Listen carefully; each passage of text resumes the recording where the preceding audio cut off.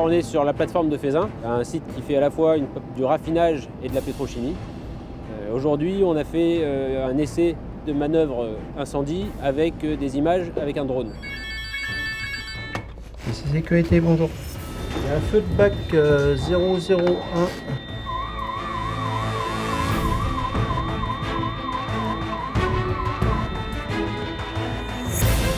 Tu me confirmes, feu de bac 001, appel de chiffreur début, c'est ça? Affirmatif, Pupette, on va mieux appeler pour un feu de bac 001.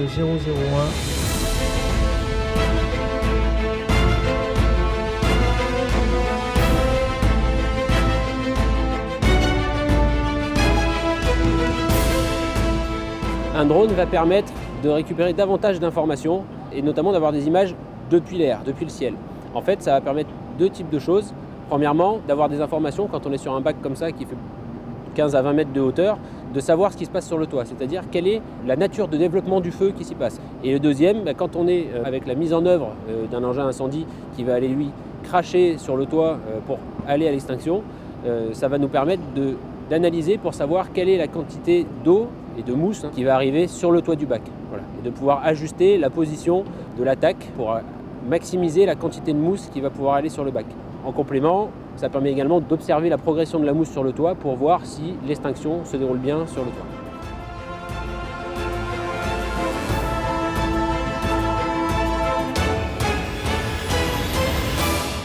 Une des grosses limites du drone aujourd'hui, c'est leur autonomie, puisqu'on va avoir des temps de vol entre 10 et 15 minutes, et la fiabilité des vols.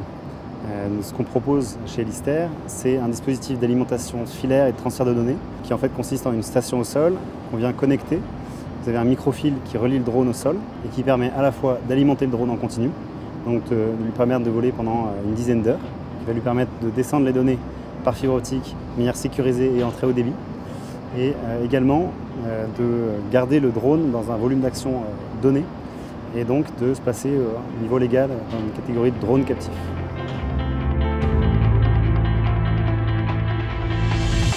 Alors, le premier intérêt, c'est déjà sur le terrain, ici, d'avoir ces informations. C'est-à-dire qu'on a un chef d'intervention qui gère vraiment la mise en œuvre des moyens incendies sur le terrain. Tu me tires les plans réseau, tu fais confirmer l'absence de victime. Tu me sors la fiche produit du 001 et les TGP2 au départ. Cette personne-là, il est très intéressant qu'elle puisse déjà avoir l'information sur le terrain de ce qui se passe sur le toit du bac. Ensuite, le deuxième niveau de la gestion, ça se passe en cellule de crise, où là, on va avoir une équipe qui va gérer l'analyse de la crise et l'évolution de la crise. Et pour eux, c'est aussi très important d'avoir des informations les plus précises possibles et donc de pouvoir récupérer ces images aussi du côté de la cellule de crise. Alors, le dispositif qu'on a mis en place aujourd'hui consiste dans un premier temps à capturer le flux vidéo qui provient du drone et de pouvoir retransmettre le flux vidéo via une clé 4G ou une connexion 4G et le VPN du poste Vision sur un serveur distant pour permettre à des gens qui sont par exemple en salle de crise se connecter à ce serveur et retransmettre ce flux en salle de crise.